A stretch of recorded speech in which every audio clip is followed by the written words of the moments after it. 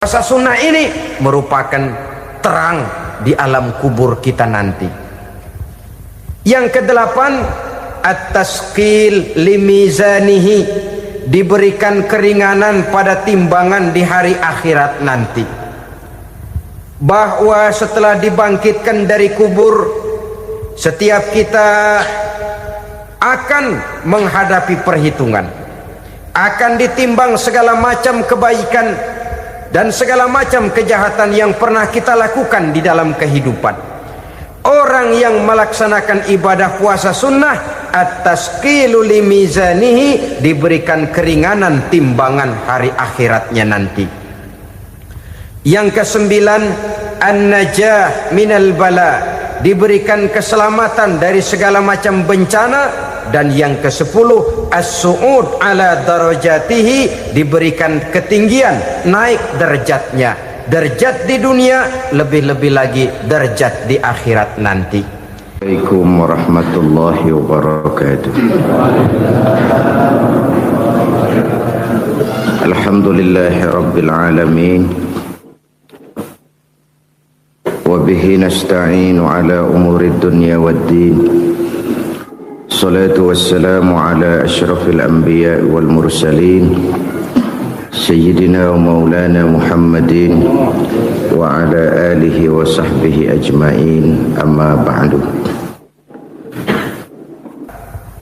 Pada pertemuan kali ini secara khusus kita akan membicarakan tentang puasa ini.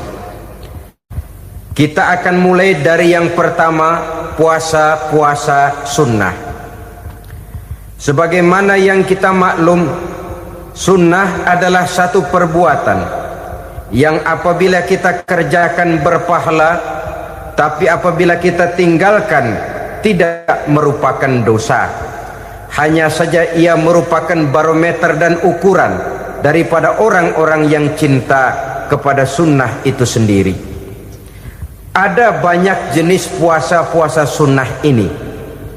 Yang pertama, puasa sunnah di bulan Muharram. Rasulullah sallallahu alaihi wasallam bersabda, afdalus siyami ba'da Ramadan syahrullahil Muharram, wa afdalus salati ba'dal faridah salatul lail. Diriwayatkan oleh Muslim dari Abi Hurairah. Puasa yang paling utama sesudah puasa Ramadan tidak lain adalah puasa di bulan Muharram. Dan solat yang paling afdol sesudah solat yang wajib adalah solat pada sepertiga malam yang akhir. Puasa di bulan Muharram merupakan puasa sunnah dan mempunyai nilai yang sangat besar dalam pandangan Allah Subhanahu wa ta'ala. Buat mereka yang mampu melaksanakan puasa sunnah di bulan Muharram ini, boleh melaksanakannya selama 10 hari. Hari yang pertama, boleh juga 3 hari saja, atau setidak-tidaknya 1 hari daripada bulan Muharram. Yang kedua, puasa 10 hari daripada bulan Zulhijjah. Karena bulan Zulhijjah ini memang termasuk bulan yang dimuliakan oleh Allah Subhanahu wa ta'ala. Pertama, di sana ada hari Tarwiyah, ada hari Arafah, ada hari kurban, ada talbiyah, ada pelaksanaan haji dengan segala manasiknya.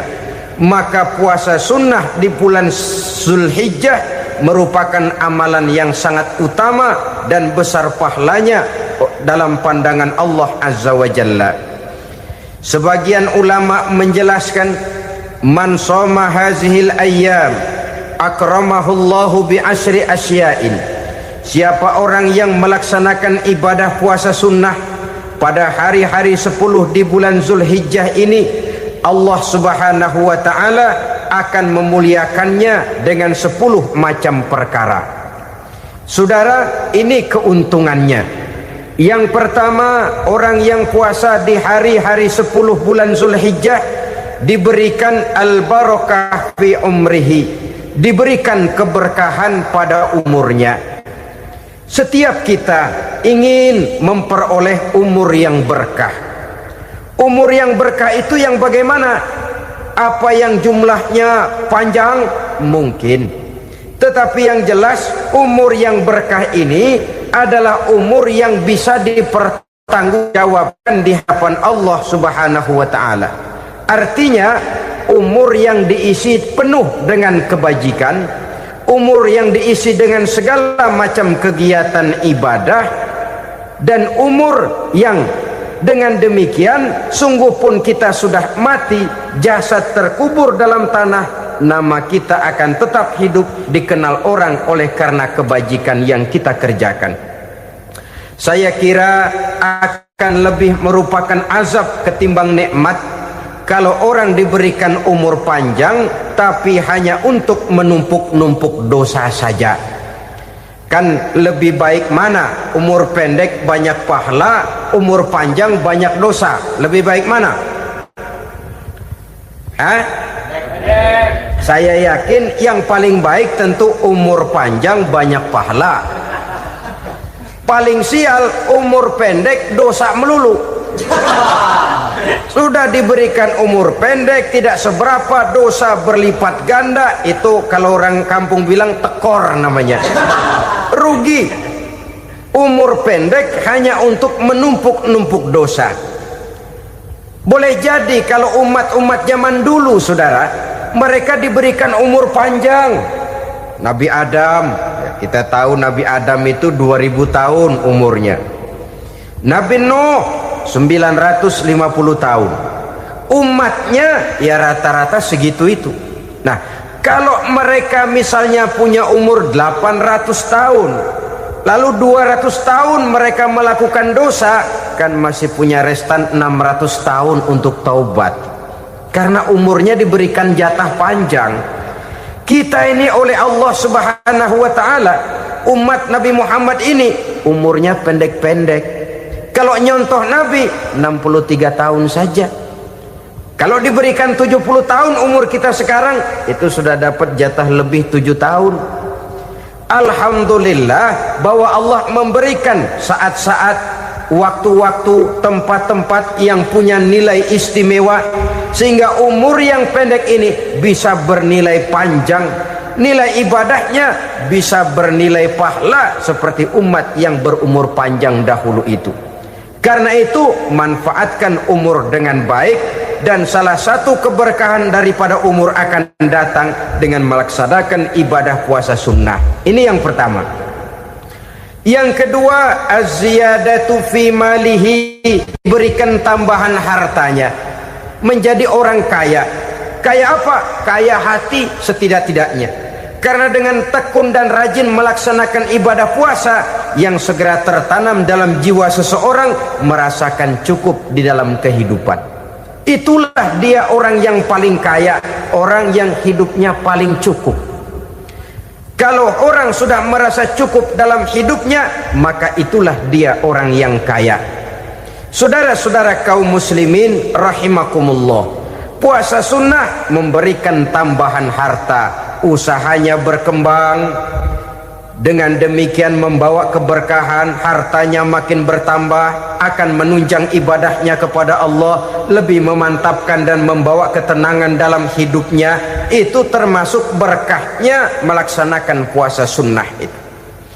Yang ketiga, al-hifzu fi iyalihi, diberikan penjagaan, perlindungan terhadap keluarganya, anaknya sehat, sanak famili dan handai tolannya terjaga dan terpelihara dari segala malapetaka, dari segala mara bahaya, kesehatannya terjamin dan terpelihara. Itu sudah merupakan modal yang sangat besar di dalam kita mengarungi kehidupan. Sebab rasanya sulit untuk bahagia, duit kita banyak sekali, usaha kita selalu mendatangkan untung yang berlipat ganda. Tapi sebentar-sebentar anak kita sakit, yang ampek, yang korengan, yang kena musibah, ndak tak karu-karuan sakit, berobat sampai jutaan rupiah. Itu kan sudah tidak membawa kebahagiaan. Uang masuk yang begitu banyak jumlahnya habis akhirnya untuk berobat saja. Sebenarnya hitung-hitung ya seri-seri juga.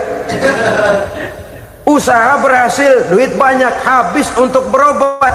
Lah sama juga saudara-saudara. Jadi dengan demikian biar duit kita banyak, asal keluarga pada sehat saja, udah enak bener itu. Duit banyak, ekonomi cukup, keluarga sehat, nikmat rasanya menjalani kehidupan ini. Yang kiamat sudah duit kagak barang seperak, keluarga ampek semua. Kiamat sudah. Saudara hadirin yang saya hormati, jadi yang ketiga, Allah memberikan pemeliharaan terhadap keluarganya. Satu kali orang dipelihara Allah, tidak satu kekuatan pun yang bisa mencelakakan. Satu kali orang disengsarakan Allah, tidak satu tenaga pun yang mampu menyelamatkannya. Itulah sebabnya perlindungan Allah, pemeliharaan Allah terhadap diri dan keluarga sangat kita perlukan di dalam kehidupan ini. Dengan melaksanakan ibadah puasa, kita mendekatkan diri kepada Allah. Dengan dekat kepada Allah, maka Allah pun dekat kepada kita. Sehingga dalam hadis qudsi dikatakan, ta'arraf ilallahi firraha ya'rifka fi syiddah. Ingatlah kepada Allah di waktu kamu senang, agar Allah ingat kepada kamu di waktu kamu susah. Yang kita laksanakan kadang-kadang sebaliknya. Waktu susah kita ingat Allah, waktu senang kita lupa Allah. Akhirnya nanti pada waktu kita melarat, kebelangsak, susah dan sebagainya, pertolongan tidak akan datang kepada kita. Benar, ta'arraf ilallah firraha ya'rifka fi syiddah. Ingatlah kepada Allah di waktu kamu susah, ingatlah kepada Allah di waktu kamu senang, agar Allah ingat kepadamu di waktu kamu mendapat kesusahan. Umumnya watak manusia memang kalau sudah dapat susah, ingat kepada Allah.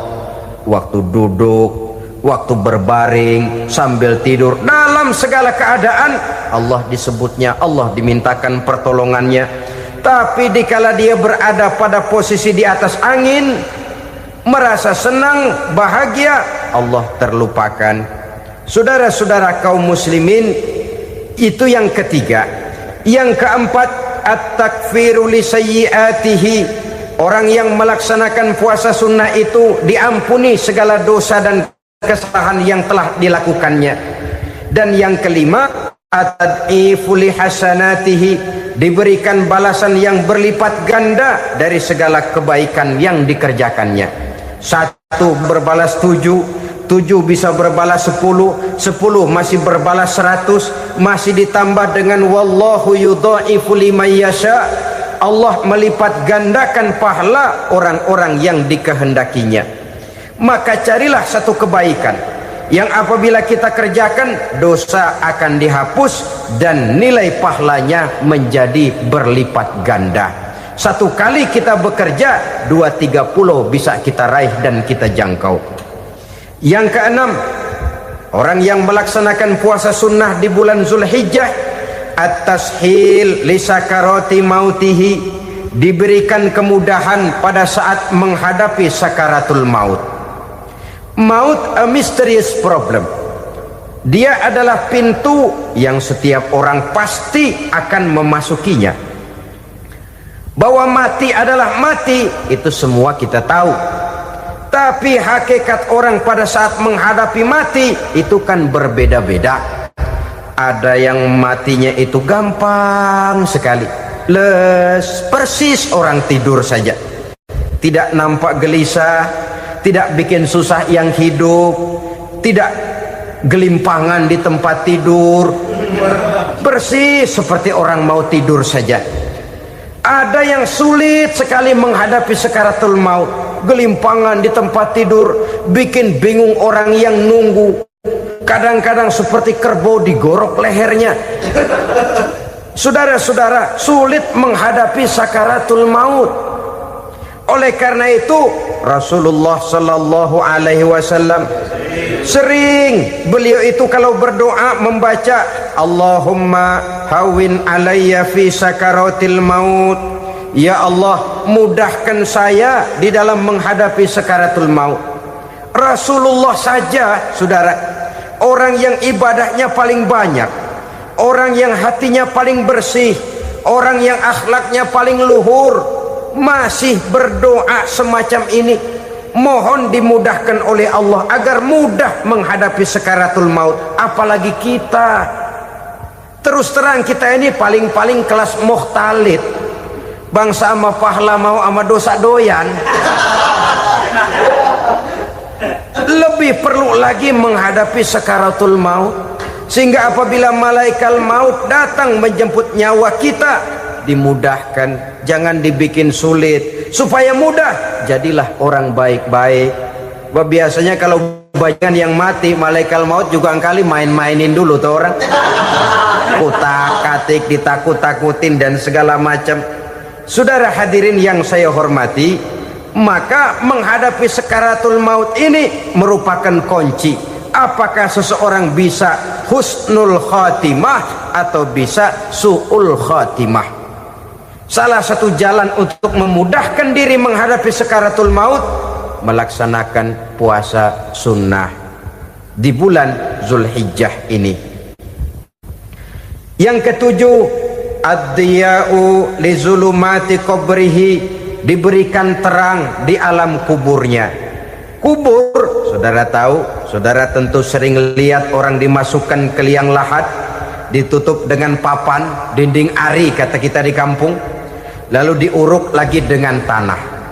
Dalamnya liang lahat, gelapnya liang lahat, gelapnya diuruk dengan tanah, gelapnya di dalam kubur, tiga gelap yang menjadi satu. Bapak moyangnya gelap.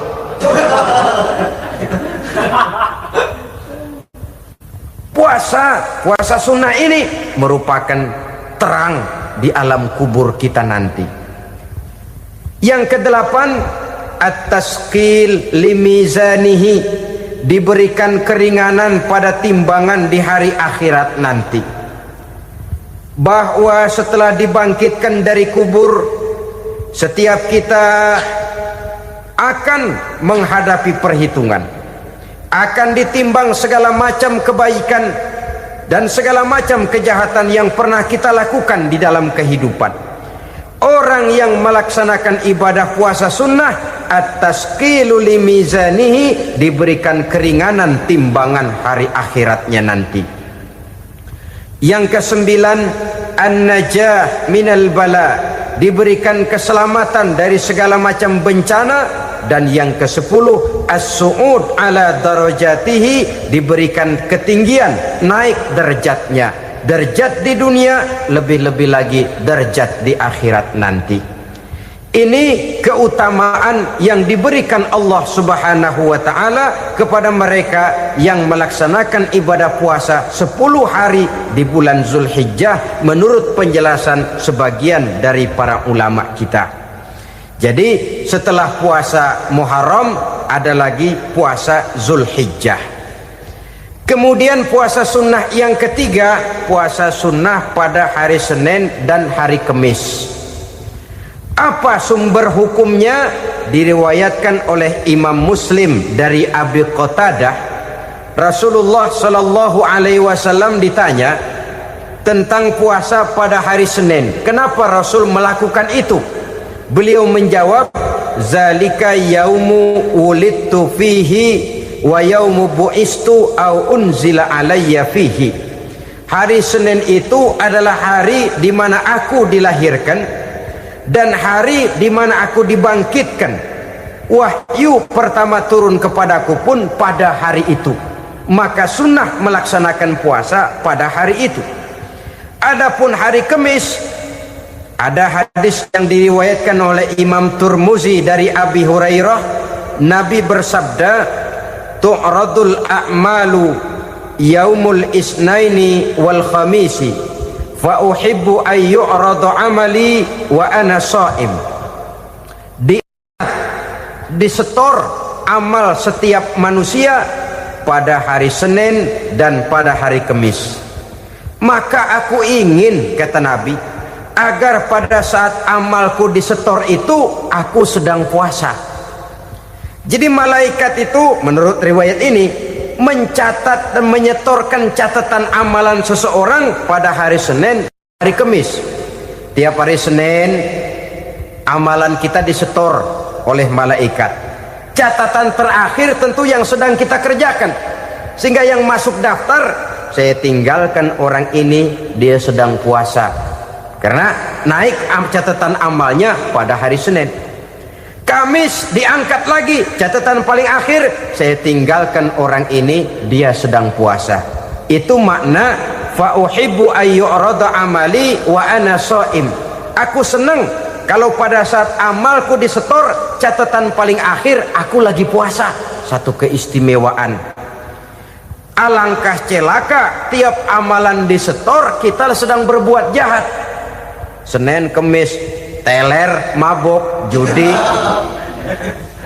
Tiap amalan disetor, catatan akhirnya saya tinggalkan si fulan lagi teler. Laporan Senin. Kemis laporan lagi, saya tinggalkan si fulan lagi mirit kartu. Saudara hadirin yang saya muliakan, alangkah jeleknya catatan kita. Oleh karena itu sunnah puasa pada hari Senin dan hari Kamis. Ini amalan sunnah, saudara-saudara. Dan oleh karena ini amalan sunnah, sebagian ulama memberikan penjelasan, walaupun lupa niat, kalau sudah malam itu lupa niat, boleh niatnya sudah siang puasa sunnah ini, dengan catatan dari pagi belum makan apa-apa. Malam saudara lupa, tahu-tahu ingat ini hari Senin, dah jam 10, niatlah jam 10 itu, sah puasanya asal dari pagi belum makan apa-apa. Tapi kalau sudah dapat 2 piring baru niat jam 10, itu lain, ngojek namanya.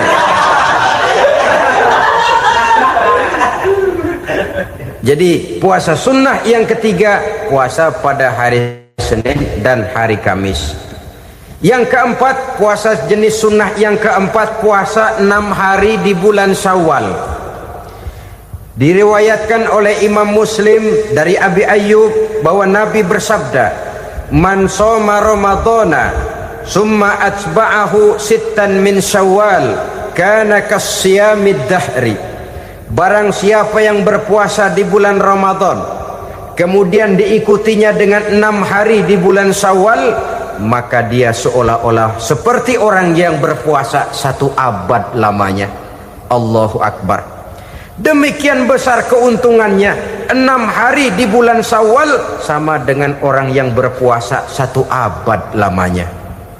Ini fadailul a'mal, saudara-saudara. Jangan diartikan karena menang sudah puasa 6 hari bulan Syawal, Ramadan tahun depannya lantas nggak puasa. Kenapa? Ukurannya sudah 1 abad.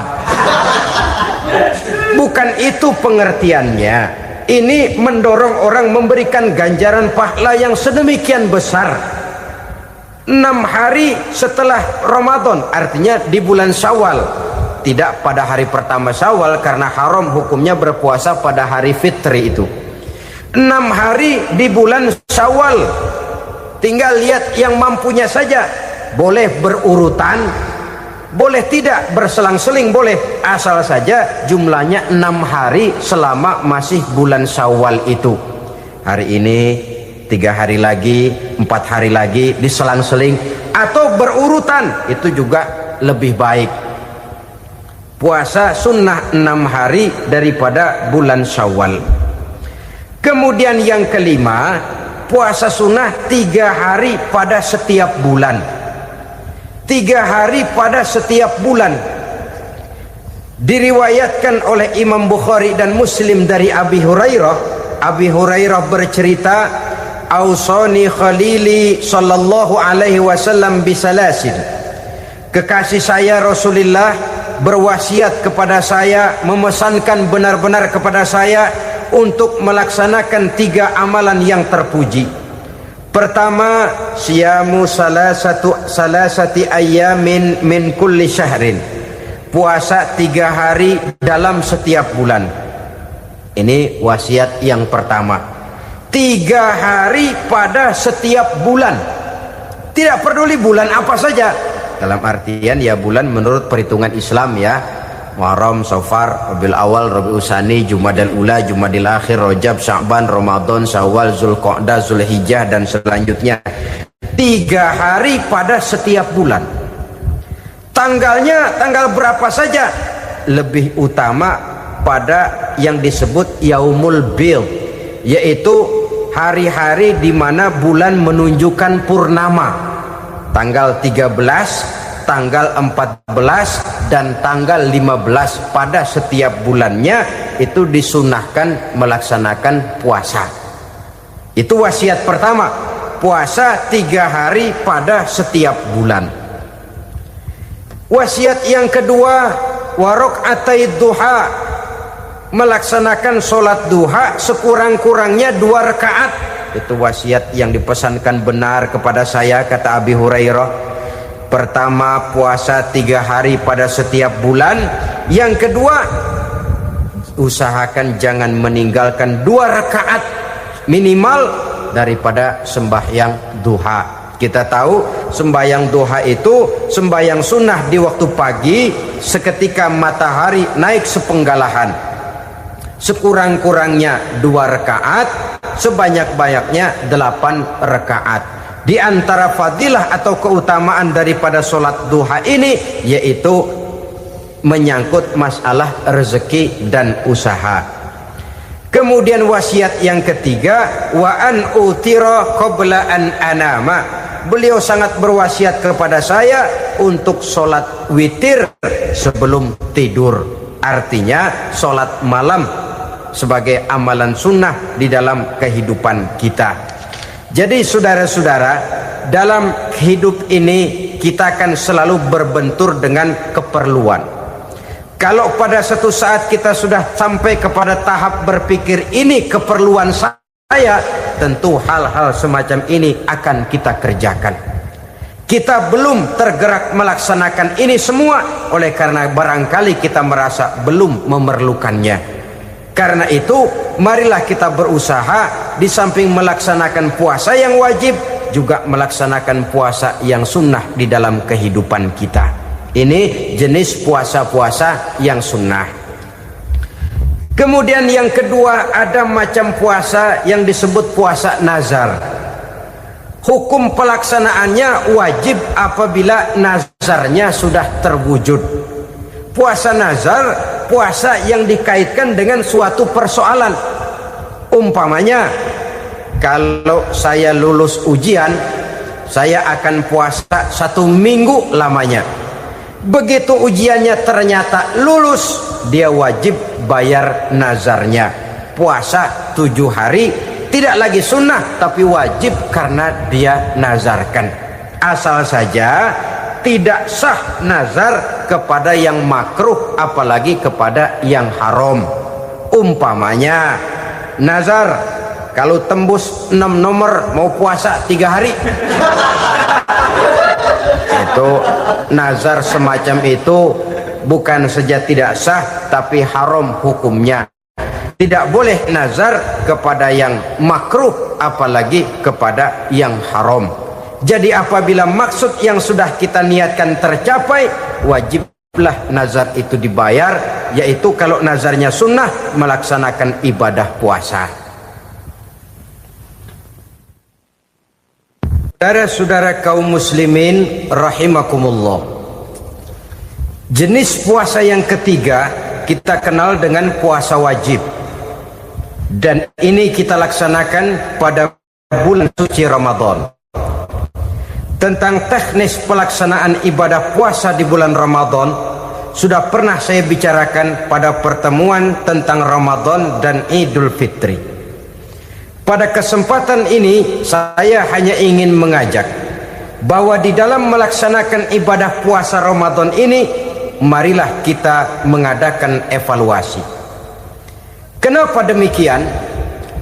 Barangkali secara jujur, walaupun agak berat, saya masih harus berkata, masih banyak di antara kita umat Islam yang di dalam melaksanakan suatu ibadah terjebak dalam rutinitas ritual.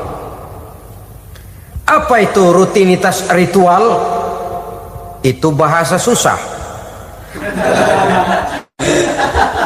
Berhubung saya tidak ingin bicara yang susah-susah, kita bicara yang mudah-mudah saja.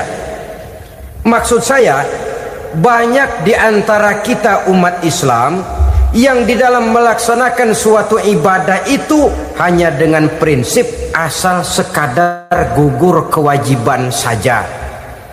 Akibatnya, sampai sejauh mana ibadah itu berhasil membentuk kepribadian diri kita, kita jarang mengadakan evaluasi dan penilaian.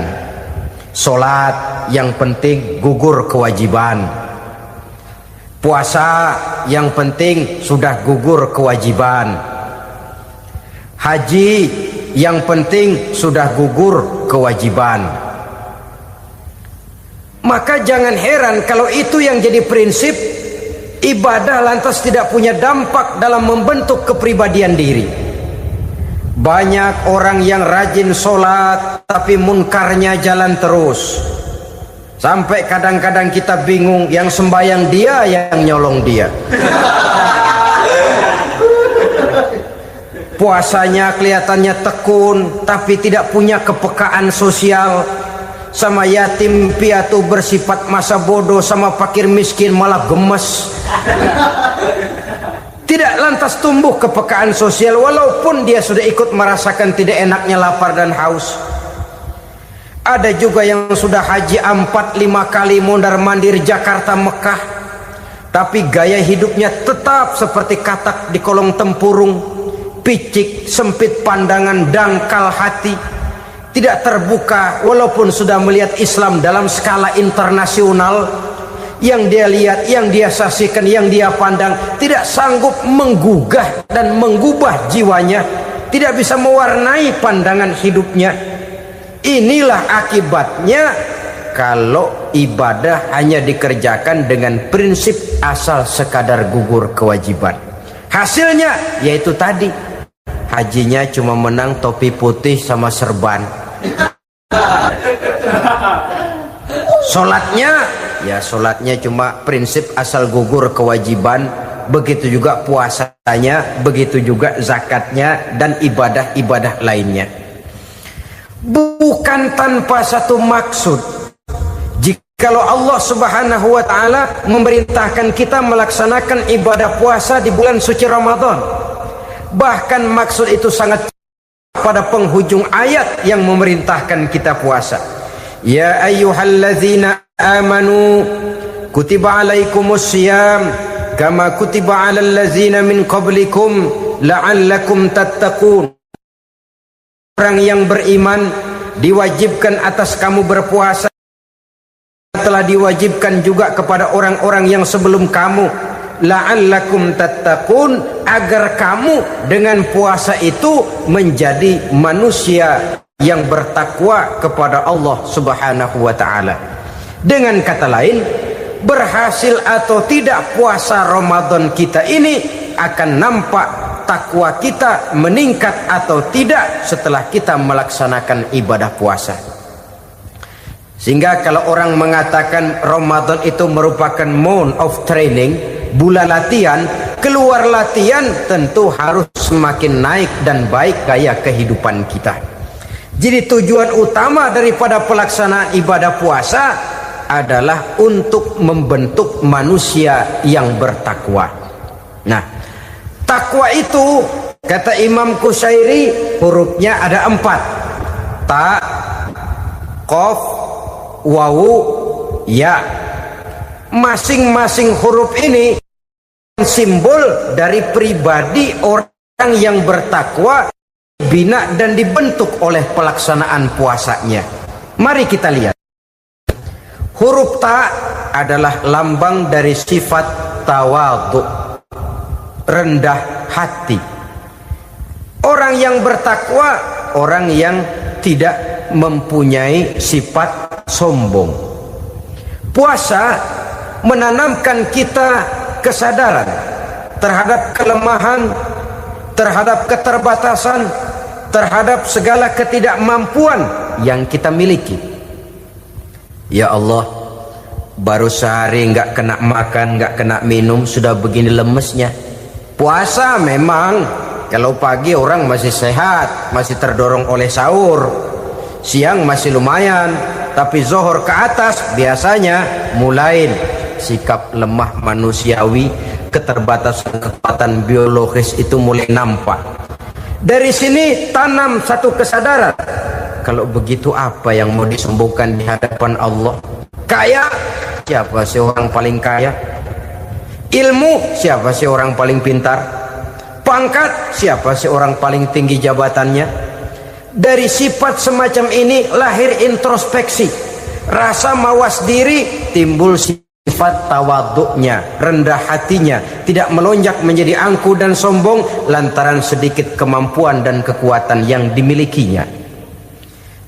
Lalu untuk sikap yang lebih jauh, terwujudlah, terbentuklah apa yang dinamakan stabilitas temperatur batin. Orang tetap konstan menjaga nilai-nilai idealisme yang pernah dimilikinya. Dia mulai dengan adil, dia berjalan tetap dengan keadilan, dan dia berakhir juga tetap dalam keadilan. Jangan mulainya adil, tengahnya setengah adil, di akhirnya malah zolim sama sekali. Ini tidak punya stabilitas temperatur batin. Kan banyak orang begitu toh. Mulanya benar, belakangan mau benar sendiri.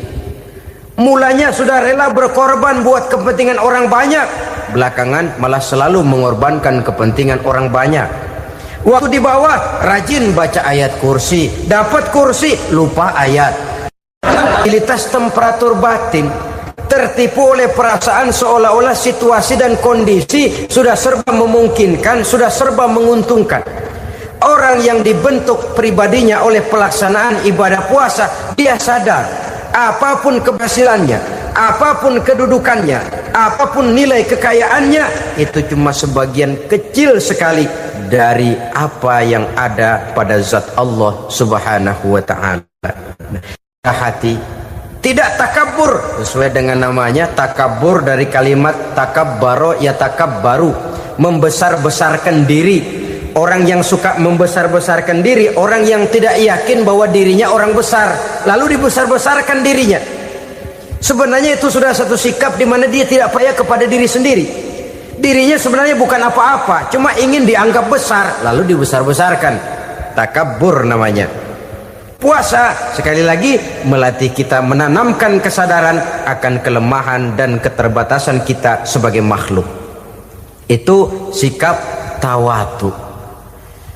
Fir'aun, saudara tahu Fir'aun, lama-lama dia jadi raja, lupa diri dan lupa daratan, melonjak menjadi angkuh dan sombong sampai kepada puncak kekurang ajarannya, memproklamirkan dirinya menjadi Tuhan. Hitler juga begitu. Pendeknya, orang manakala tidak ada kesadaran tentang dari mana segalanya berasal dan kemana segalanya akan kembali, dia mudah out of control. Kalau sudah out kontrol, maka dia akan melakukan perbuatan yang melampaui batas. Itu yang pertama. Jadi orang takwa, orang yang rendah hati, salah satu tujuan daripada pelaksanaan ibadah puasa menanamkan sikap rendah hati. Dari sikap rendah hati ini yang timbul lalu apa? Kepekaan sosial. Kalau saya puasa, saya sudah merasakan bagaimana tidak enaknya lapar. Saya sudah merasakan bagaimana tidak enaknya haus. Tapi bagaimanapun, saya lapar cuma sebentar, saya haus cuma sebentar. Selesai maghrib, lapar saya hilang, haus saya hilang. Bagaimana yatim piatu, orang-orang tua jompo yang perlu santunan, orang-orang miskin yang terkapar di kolong-kolong jembatan, yang tiap hari merasakan perasaan seperti ini tanpa tahu kapan hidup dan nasibnya akan berubah. Tidur beratapkan langit, berselimut koran. Kalau demikian, saya ini beruntung. Kalau demikian, apa yang bisa saya lakukan untuk mereka? Kepekaan sosial ini lalu timbul dalam apa yang orang sekarang namakan solidaritas, kesetiakawanan sosial.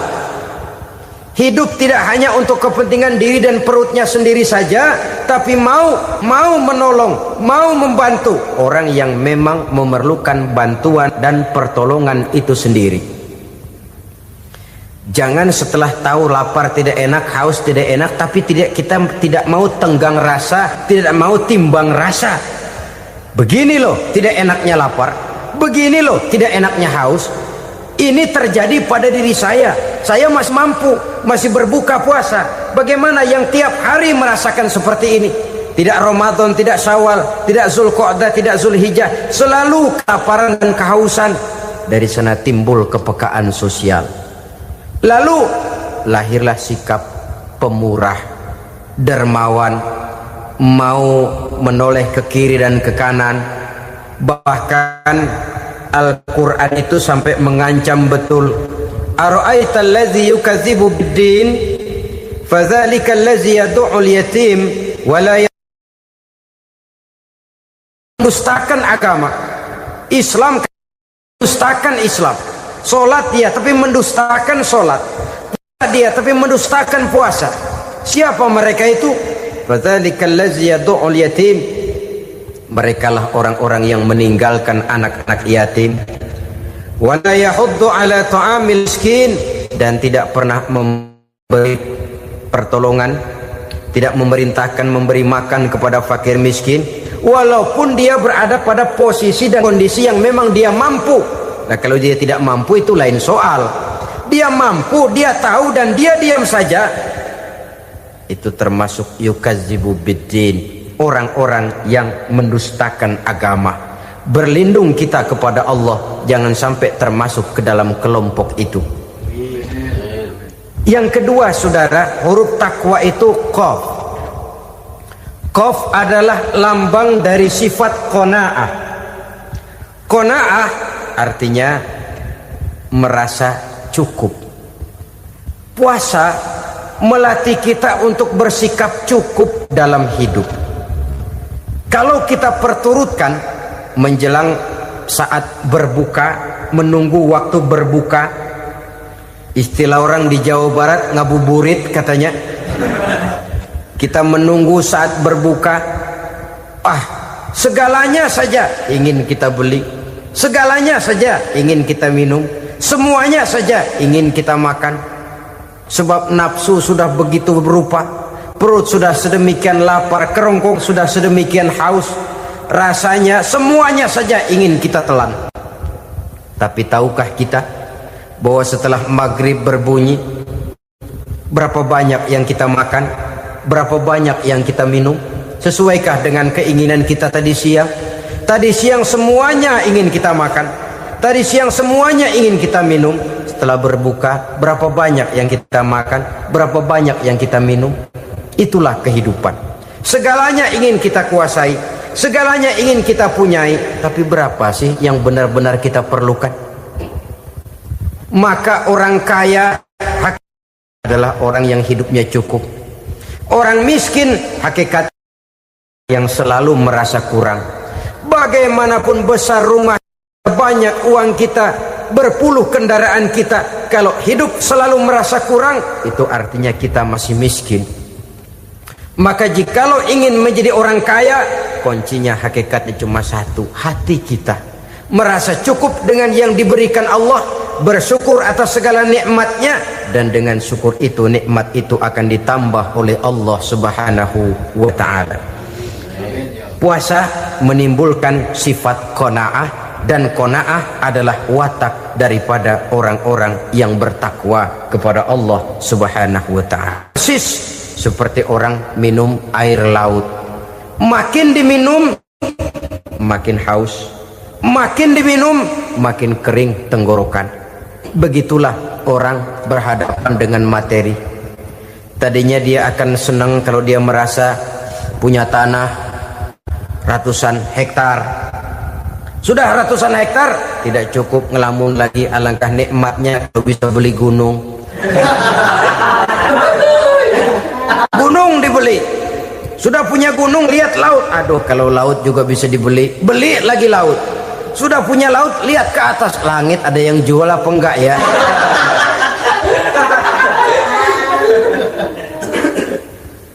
seperti orang berhadapan dengan air laut yang makin diminum makin membuat kita haus dan makin kering tenggorokan ini. Maka itu harus dihentikan. Sikap untuk menghentikan itu tidak lain adalah dengan sifat qanaah itu tadi, merasa cukup dengan apa yang diberikan Allah, mensyukuri nikmatnya. Itu yang kedua. Yang ketiga, pada kalimat takwa ada huruf wawu. Wawu adalah simbol dari sifat wara dengan ain.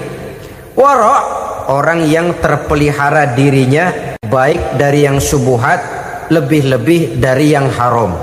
Syubhat, saudara tahu, barang yang remeng-remeng. Tapi sungguh pun remeng-remeng, kira-kira prosentasenya 70-30. 70% haram, 30% kemungkinan halalnya. Maka yang syubhat lebih baik dijauhi daripada diambil. Orang yang punya kepribadian wara, dirinya terpelihara, jangankan dari yang haram, dari yang syubhat saja dia sanggup menjaga dan memelihara dirinya. Oleh karena itu saya heran kalau orang di bulan Ramadan dia sanggup menjaga diri di waktu siang dari jenis makanan yang halal, dari jenis minuman yang haram. Ada tahu nganggur di meja siang, enggak dia makan. Ada air teh nganggur di meja siang, enggak dia makan, padahal itu jenis makanan dan minuman yang halal. Tapi ketika datang maghrib, dia berbuka dengan makanan yang dibeli dari uang yang dihasilkan dengan cara yang haram. Bukankah itu sesuatu yang terbalik? Bukankah dengan demikian sudah tidak lagi menimbulkan sikap yang bisa memelihara dan menjaga kepribadian diri? Orang yang membiasakan diri terpelihara dari yang syubhat apalagi yang haram, maka baik yang dipakainya, yang diminumnya, yang dimakannya terdirilah dari barang-barang yang baik yang dihalalkan oleh agama. Wara. Kemudian yang keempat, pada huruf kalimat takwa ada huruf yakin. Huruf ya simbol dari sifat yakin. Orang yang puasa dibentuk kepribadiannya mempunyai satu keyakinan yang tangguh, dan keyakinan adalah ciri daripada orang yang takwa. Kita lihat yang dipanggil melaksanakan ibadah puasa ini kan iman, karena memang sulit untuk melaksanakan puasa kalau tidak iman yang jadi dasar. Setidaknya seperti sudah pernah saya sampaikan, ibadah puasa ini memang sulit terkena penyakit show. Kalau kita sholat barangkali terangsang karena kelihatan orang lain. Kalau kita pergi haji mungkin jadi sugesti karena orang banyak tahu. Kalau kita bayar kita jadi terangsang karena banyak orang lihat. Tapi kalau sudah puasa, puasa itu kan yang tahu cuma kita dan Allah saja. Ya kita sholat, orang lain lihat, kita jadi rada semangat. Kita pergi haji, orang lain banyak ngantar, kita semangat. Kita bayar zakat, orang lain banyak saksikan, kita bersemangat. Tapi kita puasa, siapa yang mau nyaksiin kita puasa? Siapa yang mau memuji kita puasa? Siapa yang mau menyanjung kita puasa? Itu cuma urusan kita dan Allah. Oleh karenanya dasar daripada pelaksanaan ibadah yang harus mencegah tenggorokan segalanya jadi nikmatan. Tidak ada kerja yang lebih indah selain kerja yang didasarkan kepada satu keyakinan bahwa yang kita kerjakan itu adalah sesuatu yang benar. Dalam hal ini sesuatu yang diperintahkan oleh Allah Subhanahu wa taala kepada kita. Saudara-saudara kaum muslimin rahimakumullah. Demikianlah titik evaluasi kita. Jangan berpuasa hanya dengan prinsip asal sekadar menggugurkan kewajiban saja, yang akan berakibat Ramadan tahun ini berakhir begitu, Ramadan terjebak menjalani rutinitas ritualnya saja. Bahkan kadang-kadang yang nyata betul, Nabi menganjurkan tingkatkan ibadah pada 10 hari yang akhir di bulan Ramadan, tanggal 20 sampai akhir Ramadan. Yang kita praktekkan malah kegiatan ibadah kita justru menurun pada 20 Ramadan yang akhir. Coba lihat 20 Ramadan ke atas, itu pasukan tarawih paling kelas 60-70 tahun ke atas.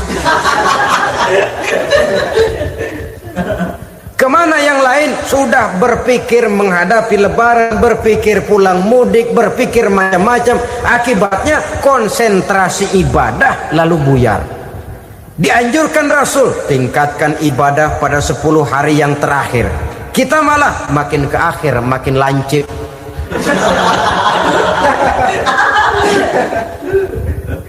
Saudara-saudara kaum muslimin rahimakumullah, kita terjebak oleh sesuatu yang sementara, oleh sesuatu yang bersifat kulit, lalu meninggalkan isinya.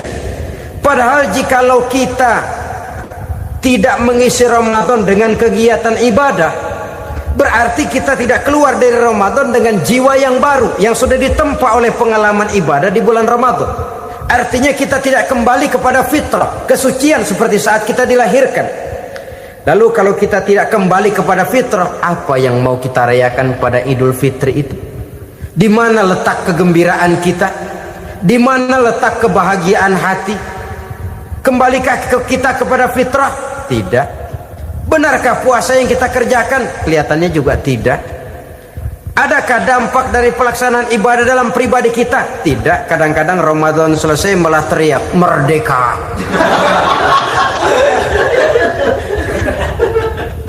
Kalau tadinya Ramadan dia merasa terhalang, mau keluar siang, mau makan siang, bulan puasa, mau minum siang, bulan puasa, mau gandengan, bulan puasa. Ramadan selesai, kibarin bendera, teriak merdeka. Lalu kembali merajalela. Saudara-saudara, dampaknya tidak akan kelihatan. Padahal puasa yang baik, la'allakum tattaqun, membentuk manusia yang bertakwa kepada Allah Azza wa Jalla. Nah, sekarang apa kemudahan dan keistimewaan yang akan diberikan Allah kepada mereka yang sampai kepada tingkat takwa ini? Al-Quran menjelaskan, pertama, may yattaqillaha yaj'al lahu makhraja. Barang siapa yang bertakwa kepada Allah Subhanahu wa taala, maka dia akan diberikan makhraja. Makhraja itu jalan keluar dari segala macam kesulitan. Jalan keluarnya ada saja. Menurut ukuran kemampuan dia tidak mungkin, mustahil, tidak bisa, mana mungkin. Tapi pada waktunya ada saja jalan keluarnya. Termasuk jenis yang yaj'al lahu makhraja. Orang yang bertakwa kepada Allah selalu diberikan jalan keluar dari segala kesulitan yang dihadapinya. Siapa sih orangnya yang tidak pernah sulit dalam hidup? Siapa orang yang tidak pernah mengalami kesulitan? Tapi kadang orang menilai, itu kelihatannya hidupnya enak aja ya, kayaknya gak pernah mengalami kesulitan. Sebenarnya bukan tidak pernah mengalami kesulitan, Allah selalu memberikan jalan keluar dari segala kesulitan yang dihadapinya. Lah kalau Allah yang memberikan jalan keluar, tentu sangat mudah sekali. Orang yang bertakwa diberikan jalan keluar dari segala macam kesulitan. Satu. Yang kedua, wa yarzuqhu min haitsu la yahtasib. Dia akan diberikan rezeki oleh Allah dengan jalan yang tidak disangka-sangka. Rezekinya datang dengan cara yang tidak disangka-sangka. Gajinya mungkin kecil, tapi penghasilannya gede. Kan itu yang penting. Gaji dan penghasilan kan lain tuh. Boleh jadi gaji kecil, asal penghasilan gede, kan nikmat hidup itu. Nah, penghasilan ini ada yang bisa kita perkirakan. Bisa kita perkirakan. Misalnya gaji itu tadi. Kalau saya kerja, gaji saya begini. Ada rezeki yang masuk min haitsu la yahtasib. Tidak kita sangka-sangka, tidak kita duga-duga, tahu-tahu ada saja rezeki. Datang orang bawa persoalan yang mendatangkan hasil. Sebab rezeki, jodoh, maut memang seperti bayangan. Kita uber-uber dia lari, kita diem dia diem. Kan gemesin itu. Bayang-bayang itu begitu. Kita kejar, dia lari. Rezeki juga begitu. Kita diam, dia diam. Setengah mati yang namanya rezeki kita cari, kita uber. ngobek sampai ratusan bohong kita kerjain. Tapi memang belum waktunya, ya sulit untuk tembus.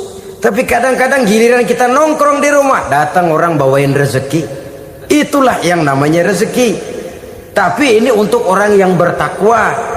Kalau tidak punya kredibilitas takwa, jangan lalu pakai ayat ini.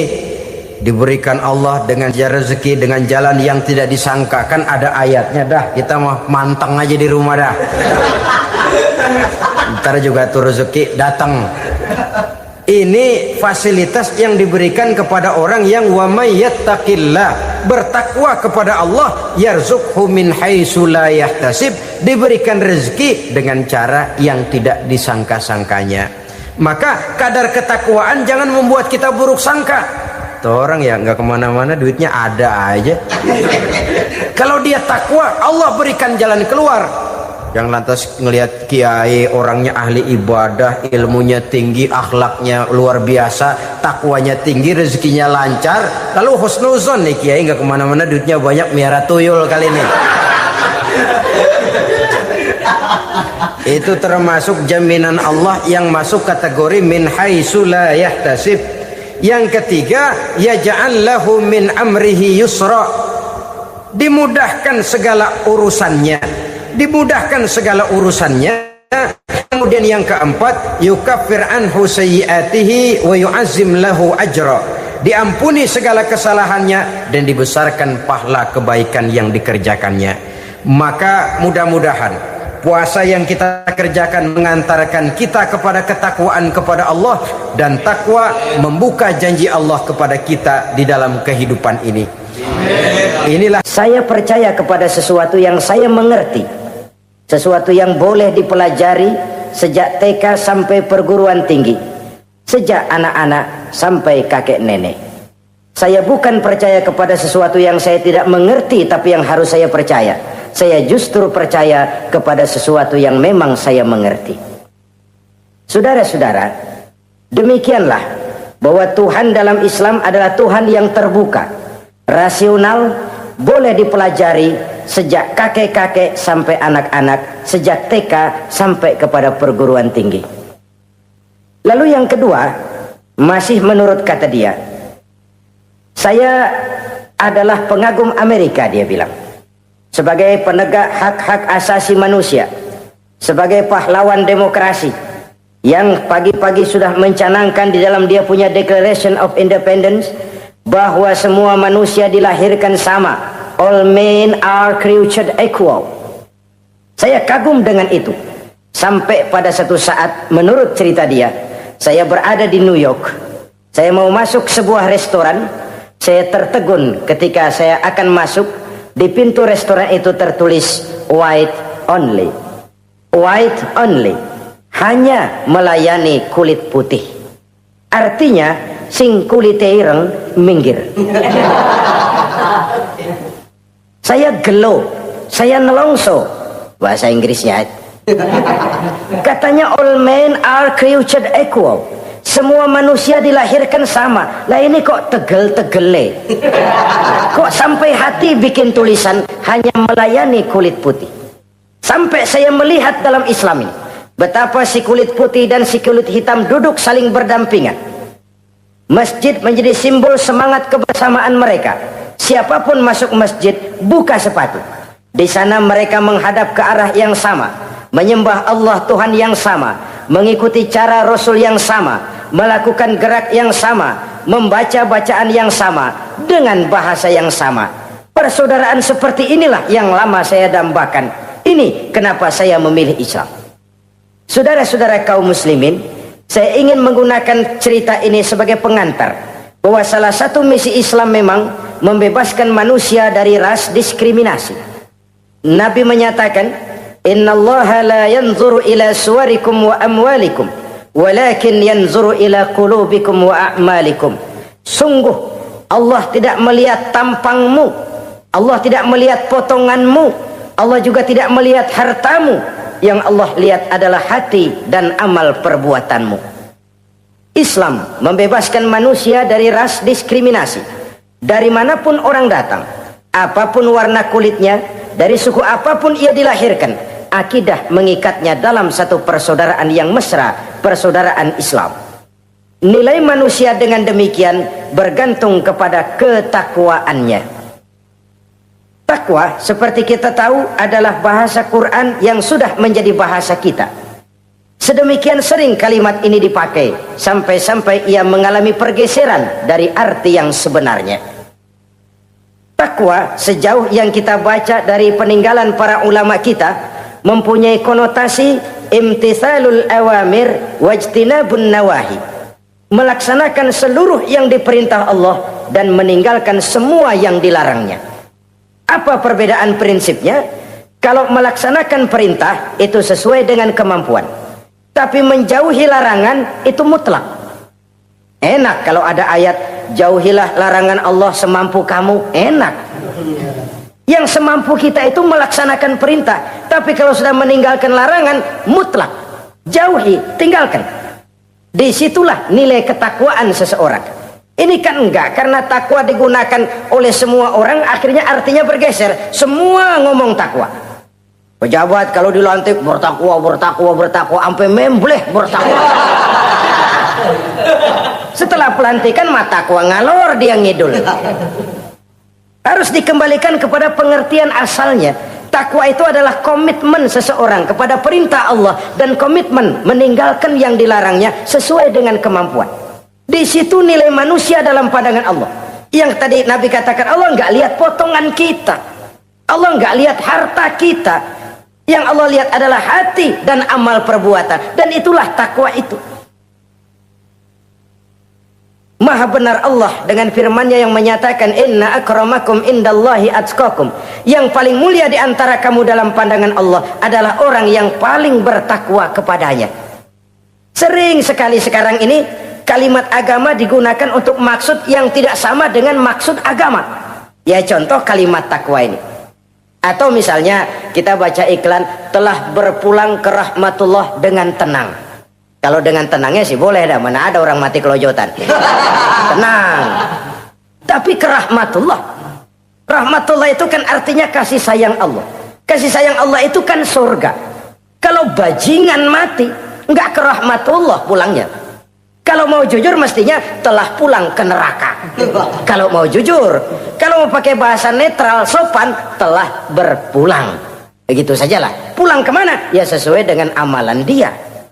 Tapi kita kadang salah kaprah menggunakan kalimat rahmatullah untuk yang tidak baik. Termasuk di dalamnya penggunaan kalimat takwa ini. Padahal disinilah nilai manusia dalam pandangan Allah. Kalau manusia dinilai dari potongannya, oh bintang film nomor 1 masuk surga. Kalau manusia dinilai dari hartanya, konglomerat nomor 1, kita mau belakangan, buncit banget gitu. Allah maha benar. Yang paling mulia di antara kamu dalam pandangan Allah, yang paling bertakwa kepadanya. Nah, apa sih sifat-sifat orang takwa itu? Ini yang akan kita bicarakan pada pertemuan kali ini. Berangkat dari surah Al-Baqarah ayat 3 sampai dengan ayat 5, kita akan melihat 5 tanda orang-orang takwa itu. Apa dia? Pertama, alladzina yu'minuna bil ghaib.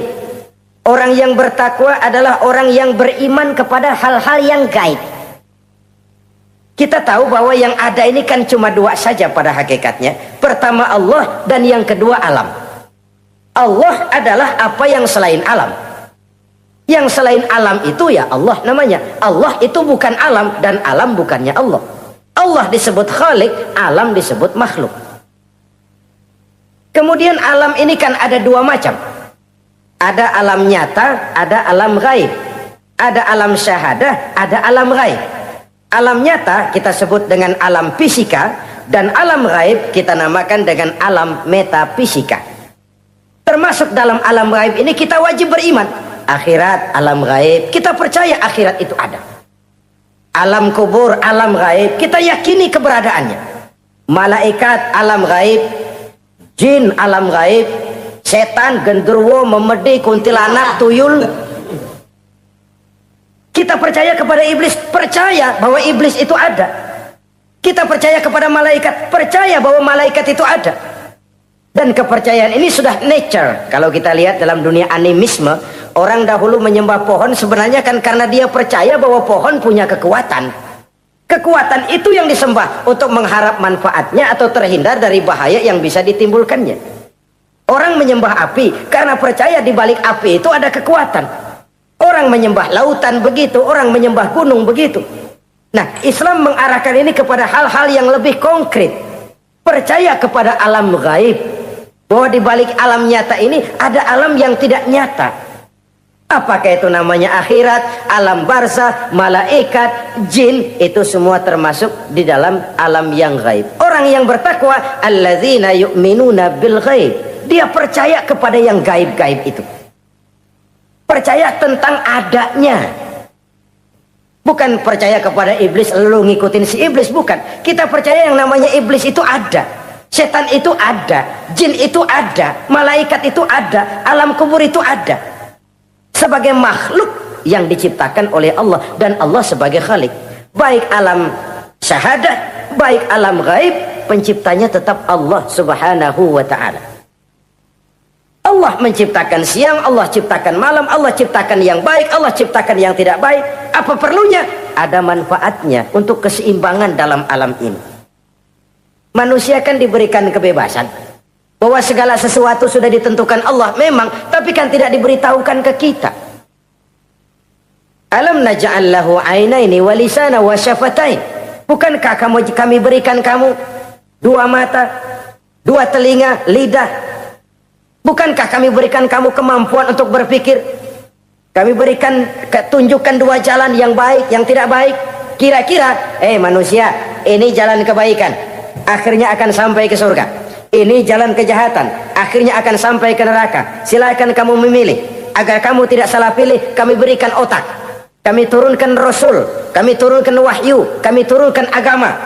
Kalau sudah sedemikian komplitnya, masih salah pilih juga, emang dasar rezeki bonyok. Dikasih otak, diturunkan Nabi dan Rasul, diturunkan wahyu, ditunjukkan jalan kebenaran. Malahan kata Imam Mustafa Al-Maraghi, Allah memberikan petunjuk kepada kita itu bertahap. Pertama diberikan yang namanya hidayatul ilham, insting. Insting ini tingkatan dasar yang sangat diperlukan oleh manusia.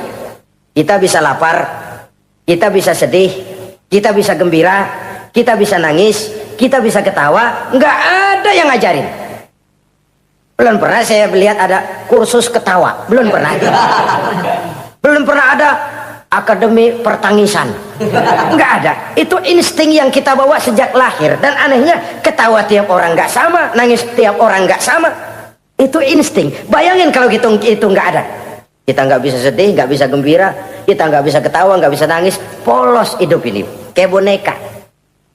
Nggak ada insting.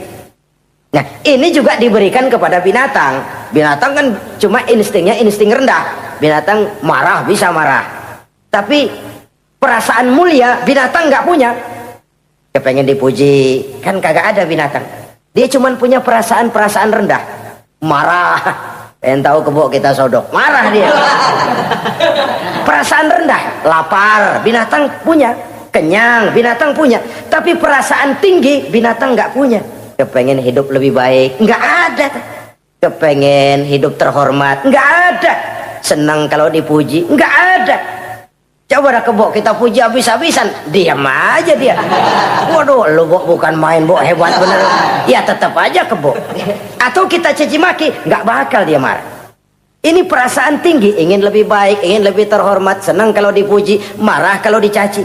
Itu perasaan tinggi yang hanya diberikan kepada manusia. Manusia dipuji senang, dicaci marah.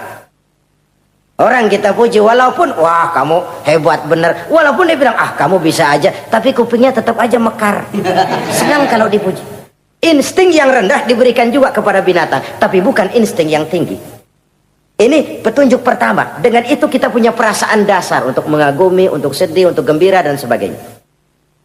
Setelah insting kita diberikan panca indera yang kerjanya juga nggak sama. Penciuman dengan pendengaran dengan penglihatan kan nggak sama. Yang enak buat kuping belum tentu enak buat hidung. Orang buang angin kalau ditinjau dari segi bunyi enak buat kuping, Tapi hidung kan kelabakan. Kerjanya nggak sama. Panca indera ini penting sebagai kesiapan untuk melayani insting. Persiapan melayani insting. Cukupkah? Tidak. Binatang juga diberikan panca indera. Bahkan kadang-kadang panca indera binatang lebih tajam daripada panca indera manusia. Nah, lalu diberikan yang ketiga. Ini yang membedakan manusia dari binatang. Apa? Hidayah berupa akal, pikiran. Dengan ini coba kita lihat. Manusia bikin rumah, burung bikin rumah. Tapi bandingkan, rumah burung dari tahun atu, ya gitu-gitu aja. Tapi rumah manusia, Masya Allah, modelnya macam-macam. Ada yang kita dari jauh nggak ngerti ini celengan apa rumah orang ini, bundar begini. Binatang bikin rumah, manusia bikin rumah. Binatang bikin rumah dengan insting, manusia bikin rumah dengan otak. Hasilnya berbeda. Manusia tidak punya sayap, tapi dengan otaknya dia bisa terbang lebih tinggi dari burung. Manusia tidak bernapas dengan insang, tapi dengan otaknya dia bisa nyelam lebih dalam daripada ikan. Ini kelebihan manusia dari binatang, diberikan otak. Belum cukup rupanya otak, karena otak ini penemuannya relatif. Apa yang dianggap hari ini benar, besok udah nggak benar. Apa yang hari ini otaknya bilang baik, besok dia bilang jelek. Apa yang hari ini otaknya bilang katakan jelek, besok dia bilang baik. Yang relatif tidak bisa dijadikan pegangan. Maka Allah lalu memberikan yang keempat. Hidayatuddin namanya. Petunjuk berupa agama. Diberikan insting, diberikan panca indera, diberikan otak, lalu diberikan agama. Turun para rasul yang 25 itu yang merupakan mata rantai yang berkaitan. Tidak terpisah.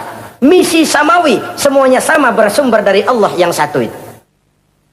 Setelah agama datang, masih ada yang lebih penting. Apa? Hidayah yang disebut taufik. Persesuaian kehendak antara kita dengan Allah. Kalau taufik tidak datang, kalau taufik tidak dapat, Kan'an saja anak Nabi Nuh kufur. Anak Nabi tidak dapat taufik namanya itu. Agama turun, bapaknya Nabi. Bapaknya Nabi. Azar, ayahnya Nabi Allah Ibrahim, tidak mendapat taufik.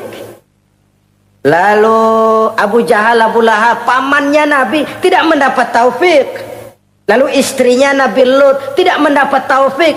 Bayangkan ini, anak Nabi, paman Nabi, bapak Nabi, istri Nabi. Taufik inilah yang hak prerogatif Allah. Insting semua dikasih, panca indera semua dikasih, otak semua dikasih, agama kepada semua diturunkan. Tapi taufik ini hak prerogatif Allah. Lah kita ini bersyukur, ponakan Nabi aja bukan dapat taufik. Tidak sekedar mendengar Islam, mendengar agama, tapi mengikuti agama itu sendiri. Inilah institusi-institusi yang diberikan Allah kepada kita. Jadi kalau sudah begini lengkap, manusia, nih aku kasih, tempuh jalan ini, masih salah juga, dasar sableng. Pantas kalau Allah mengadili, pantas kalau Allah memberikan sanksi. Kenapa? Rasul udah turun, otak dikasih, panca indera dikasih, peringatan dikasih, masih salah juga, pantas dong kalau diadili.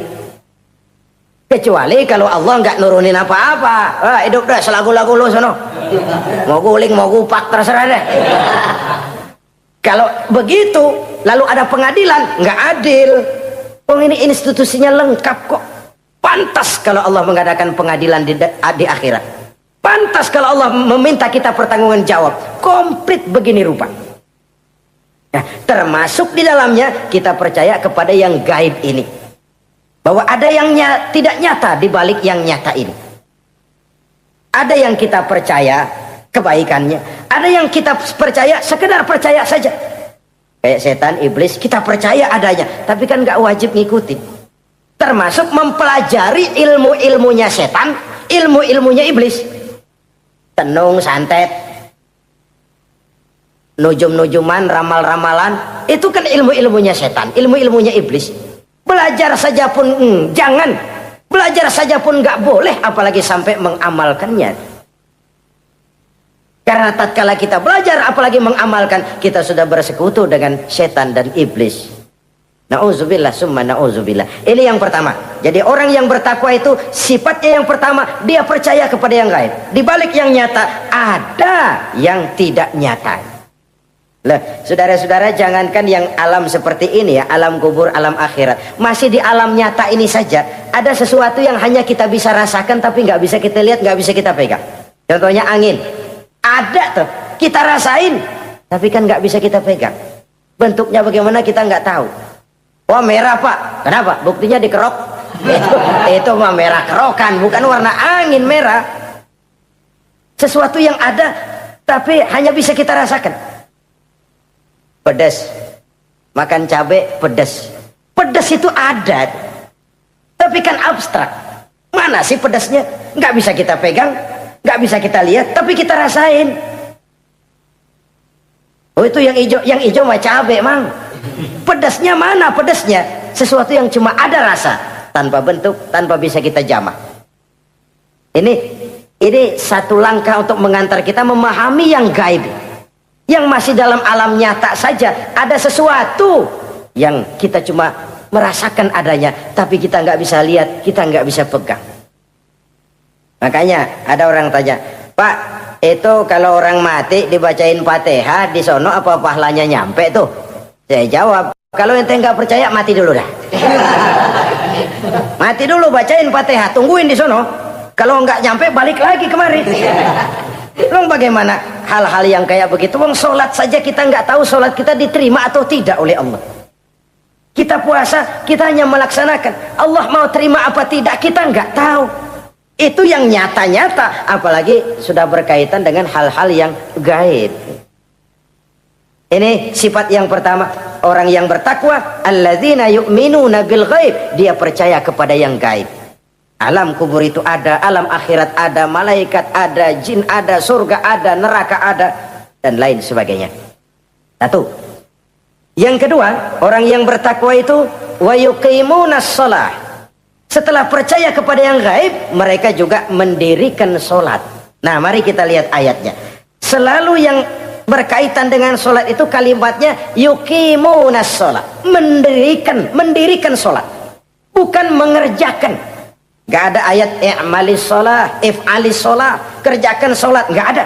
Selalu aqimis sholat, dirikan sholat. Kenapa? Kata para ulama, kalimat mendirikan ini mengandung makna istimrar, mengandung arti kontinuitas, ada kelanjutan. Mendirikan sholat artinya mengerjakan sholat dengan betul. Selesai sholat, ajaran sholat diterjemahkan dalam kehidupan. Itu artinya mendirikan sholat. Nah, kalau dilihat dari sisi ini, banyak di antara kita yang sudah mengerjakan sholat tapi belum mendirikan sholat. Sebab mendirikan istimrar, ada kesinambungan. Selesai sholat, ajaran sholat diterjemahkan di tengah-tengah kehidupan bermasyarakat.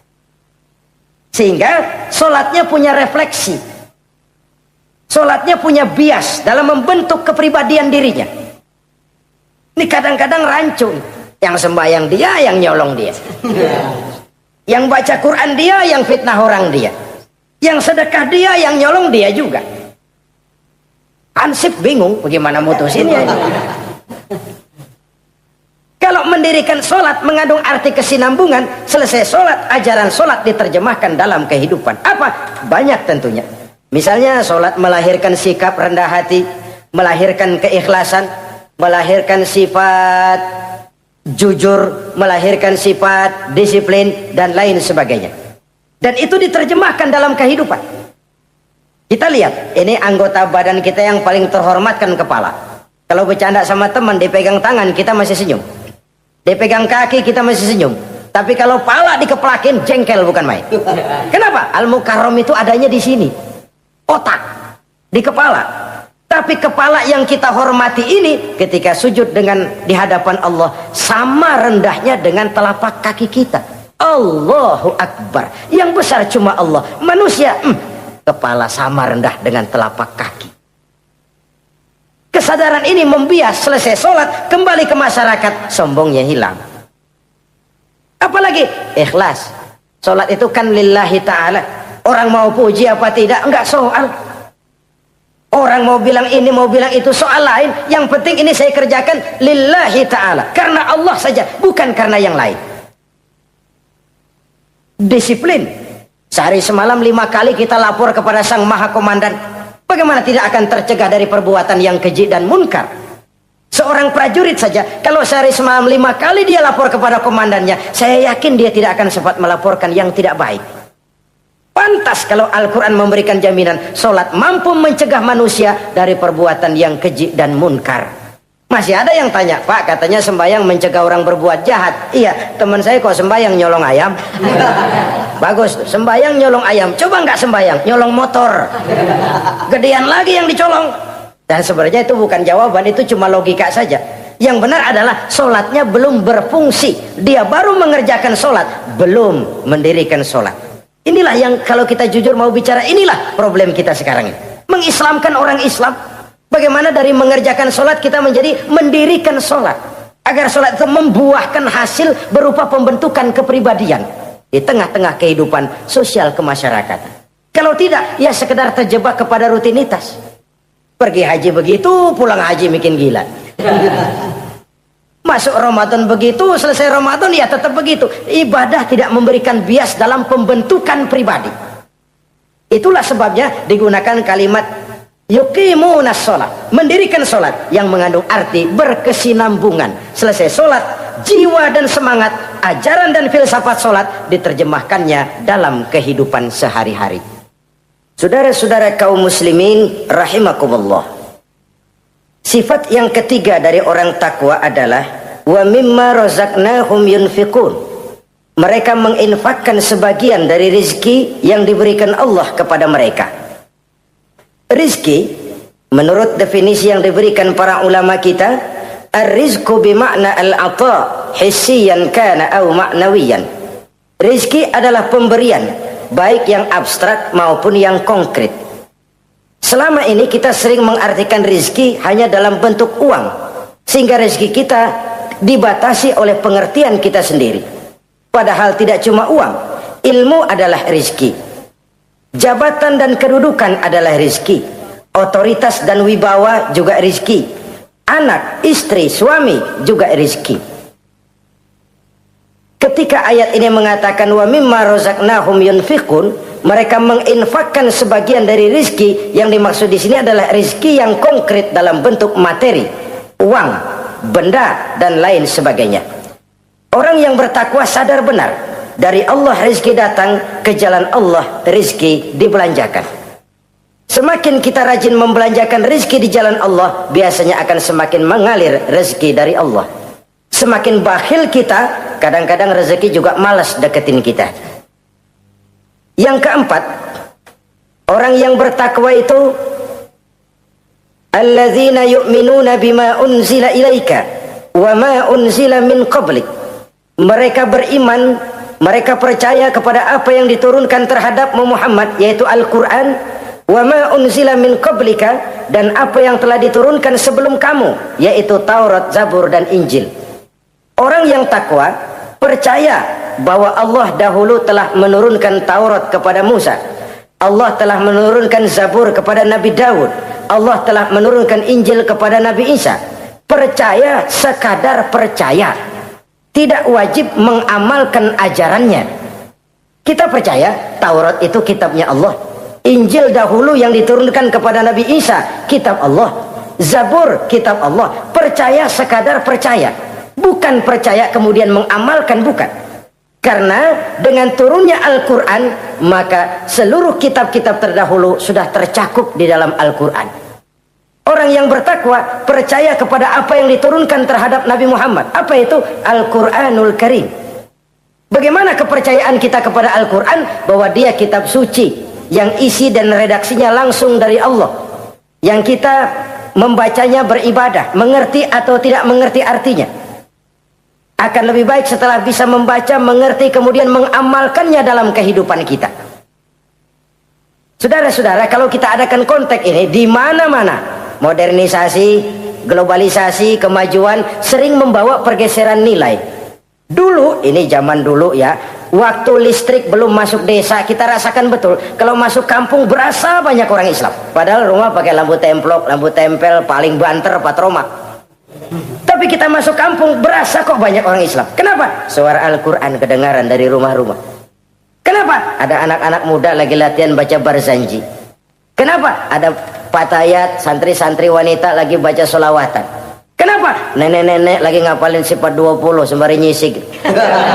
Wujud artinya ada, maka mustahil Allah. Zaman dulu terjadilah modernisasi, listrik masuk desa. Apa yang kita lihat? Rumah pada terang, terus televisi main gede-gedean, lalu radio kaset main kenceng-kencengan. Tergeserlah suara Al-Quran, apalagi solawatan, apalagi barzanjian. Apa tidak boleh? Ya boleh saja. Apa tidak bagus? Ya bagus saja. Tapi kalau harus menggeser, apalagi menggusur nilai-nilai positif, itu yang kita prihatin. Kan Nabi mengingatkan, la tattabi'anna sunnana man kana qablakum shibran bi shibrin wa zira'an bi zira'in. Kamu akan ikuti tingkah laku orang-orang sebelum kamu. Cuma ikut-ikutannya nggak berasa, sejengkal, lalu sehasta, lalu semeter, lalu 3 meter. Begitu enak kamu ikut-ikutan budaya orang lain, sampai yang kamu ikuti masuk lubang biawak, kamu akan masuk juga ke dalamnya. Inilah kehidupan kita, inilah kehidupan anak-anak kita. Jujur mereka lebih kenal Valentine Day daripada Muharram. Anak-anak kita, anak-anak muslim, kalau kita menghitung Muharram sampai Zulhijjah nggak hafal. Kalau Januari sampai Desember, anak-anak kita bangun tidur hafal. Muharram sampai Zulhijjah, jangan anaknya, bapaknya keder. Kita hanyut oleh budaya-budaya yang, ya bukan saya katakan bukan tidak baik, tapi kalau harus menggeser, apalagi menggusur yang ada kaitannya dengan nilai agama, ini kan ironi. Ikut-ikutan kita sejengkal, semeter, sampai yang diikutin masuk lubang biawak, udah kadang asik ikut, ya ikut juga nyemplung ke dalamnya. Orang sering katakan mula-mula dari nama dulu nih yang kagak begitu kelihatan pengaruhnya. Mula-mula malu pakai nama yang berbau Quran, malu pakai nama yang berbau Islam.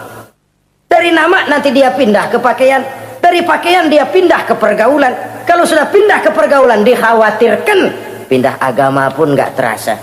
Wah, semua agama sama, semua agama bagus. Lalu bagaimana? Bagaimana musimnya aja. Ironi, menyedihkan, memilukan, bahkan memalukan. Yang tidak boleh kan fanatik kepada guru, yang tidak boleh kan fanatik kepada suku. Kalau kepada agama, fanatik itu wajib, dalam arti bukan sempit, berpegang teguh kepada agama.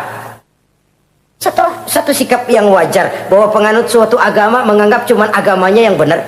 Itu sikap setiap penganut agama. Orang Kristen begitu, orang Hindu begitu, orang Buddha begitu. Kenapa kalau orang Islam begitu lalu dianggap ekstrim? Sebagai Muslim saya yakin cuma Islam yang benar. Kristen juga akan bilang begitu. Kristen yang benar, Buddha juga akan bilang begitu. Ini fanatisme, dan wajar penganut suatu agama menganggap cuma agamanya yang benar. Yang lain juga bersikap begitu. Tapi kalau Islam saja yang bilang ekstrim katanya. Dunia internasional sendiri kadang-kadang, kalau sudah ekstremis, teroris, kok cepat sekali alamatnya ke Islam. Saudara-saudara kaum muslimin rahimakumullah, saya kembali kepada soal kita. Begitu enak kamu ikut-ikutan, yang kamu ikuti masuk ke lubang biawak, kamu akan ikut juga masuk ke dalamnya. Maka hati-hati bergaul, maka hati-hati memilih teman, maka baik teman pergaulan, lebih-lebih teman hidup. Karena orang sering bilang cinta itu love is blind katanya ya. Cinta itu kotok, cinta itu buta, cinta itu lamur. Nggak bisa bedain coklat, nggak bisa bedain yang lain-lain. Orang sering kehilangan pertimbangan. Demi cinta akidah terjual, demi cinta akidah tergadai. Tidak ada kemalangan yang paling malang kecuali kalau kita harus berpisah dengan